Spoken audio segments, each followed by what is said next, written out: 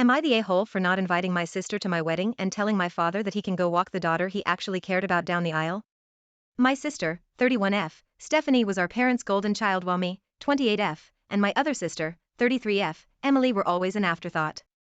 Our parents would tell Emily it was okay for Stephanie to insult her and steal her things because she's your baby sister. They would allow Stephanie to do the same to me because your big sister knows better than you and you need to listen to and respect her. Stephanie was the center of attention at any event. She would get more gifts than us on our own birthdays and would also get to select the theme and who was invited. This has continued even as Stephanie is now an adult. Stephanie not only chose a place I hated for my graduation dinner, but she also chose to announce her pregnancy at the same dinner and my parents knew about it. They scolded me for being upset because a diploma's a piece of paper. This is a new life, and they said how important it was that everyone was there for the news of the family's first grandchild. I realized that they would never value me compared to Stephanie. Since then, I have not spoken to Stephanie or my parents beyond emergencies concerning other family members, and neither has Emily. We have communicated slightly more since my mother passed away, but it is still extremely limited.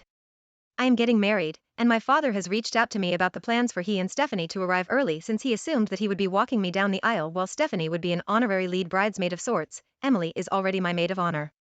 I explained to my father that Matt, my best friend since college, would be walking me down the aisle.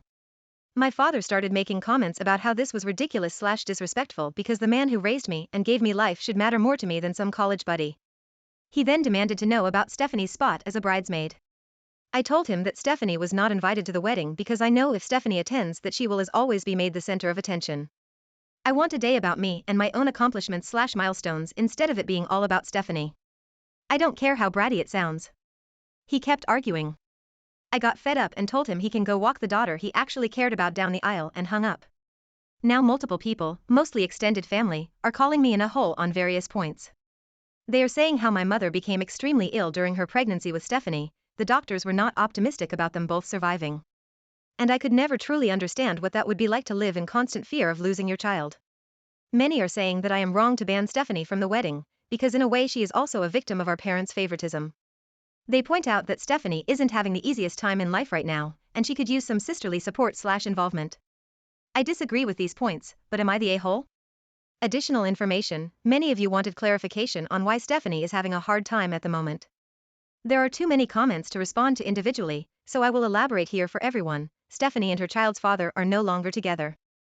Due to some of Stephanie's issues, the father has full custody and Stephanie's contact with their child is very limited. The people disagreeing with me have cited this as why I'm in a hole. Because it is devastating for Stephanie to not be able to raise her own child and Stephanie needs familial love and support despite the past. I feel bad for Stephanie to an extent, but it doesn't mean her own behavior just magically never happened. I am unwilling to increase any of my contact with her unless she apologizes to me. I have made this clear to Stephanie, and she has the ability to reach out to me at any time, she simply has not. The top comment is not the a-hole. Stephanie can speak to a professional for the tough time she is having. It is not on you to hold your breath for the entirety of your wedding day. As for Dad, yeah, you don't get to play favorites and assume you are the apple of all your children's eyes. Ignore the extended family and their BS reasons. They weren't living your life for even an hour, so away with them. The second comment is they are saying how my mother became extremely ill during her pregnancy with Stephanie. The doctors were not optimistic about them both surviving. And I could never truly understand what that would be like to live in constant fear of losing your child. Many are saying that I am wrong to ban Stephanie from the wedding, because in a way she is also a victim of our parents' favoritism. They point out that Stephanie isn't having the easiest time in life right now, and she could use some sisterly support/involvement. So in response to your concern that your own wedding day might be made to be about Stephanie, people's responses are to point out how you should see things from her perspective. Yeah, I think we already see how this is going to turn out. Not the a-hole. The third comment is my only question is why your dad was even invited in the first place.